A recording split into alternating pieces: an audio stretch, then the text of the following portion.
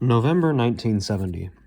Marcus Welby, MD, is the top-rated TV show in America. Richard Nixon is in his second year of the presidency, and the Vietnam War is in its 15th year. In the Indian Ocean's Bay of Bengal, the remnants of what was once Tropical Storm Nora have begun to intensify and develop into a new tropical system. The system's slow movement over the bay's warm waters would create the perfect environment for the rapid development of a major tropical cyclone. On November 9th, the India Meteorological Department would classify the system as a cyclonic storm, roughly the equivalent to a tropical storm in intensity.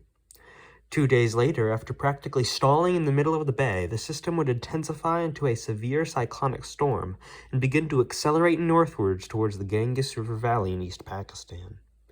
Later that day, the storm would reach peak intensity, with winds estimated to have reached 150 miles per hour, or 240 kilometers per hour. During the evening of November 12th, the cyclone would make landfall on East Pakistan's coast. The combination of the storm's intense winds and local high tide would create an extremely deadly storm surge that would reach as high as 33 feet, or 10 meters, in portions of the Ganges Delta. The storm's deadly surge would wipe out entire villages and cities, killing tens of thousands of defenseless people along the nation's coastline. Numerous islands around the city of Chittagong would be reported to have had no survivors after the storm. The cyclone's strong winds would also cause extensive damage even further inland, with several structures as far inland as Dhaka receiving damage from the winds. Even as the cyclone weakened as it meandered inland, it would continue to drop heavy amounts of rain throughout the region, causing extensive flooding inland. Agricultural losses in the area would amount to over $63 million in damages, alongside the loss of over 280,000 cattle. In coastal areas, the mortality rate associated with the cyclone reached as high as 46% in some places. The Tazmuda and Upzela in the Bhola district had a mortality rate alone of 46.3%, corresponding to an estimated death toll of 77,000 within the province alone. Throughout the entire affected region, the mortality rate was estimated to be 16.5%. In total, the storm is believed to have killed at least 224,000 people, although the true number will likely never be known. More than half of the deaths were children under 10 years of age. In the months following the disaster, the storm became known as the Bhola Cyclone, named after the worst affected region, the Bhola district.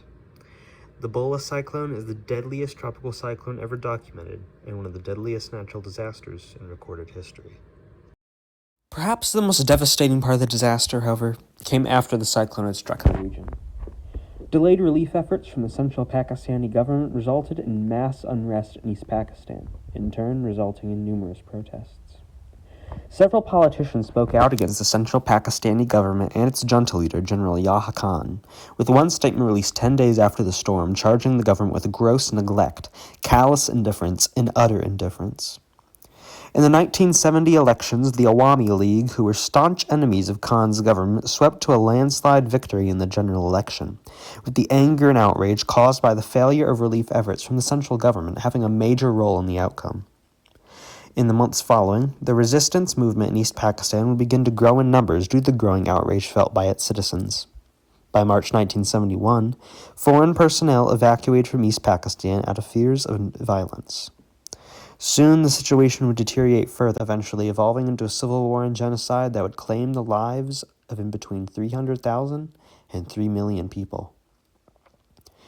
The war would last for only a few months, but the loss of life and property would be extreme. Ultimately, though, the war would result in Bangladesh gaining independence from Pakistan.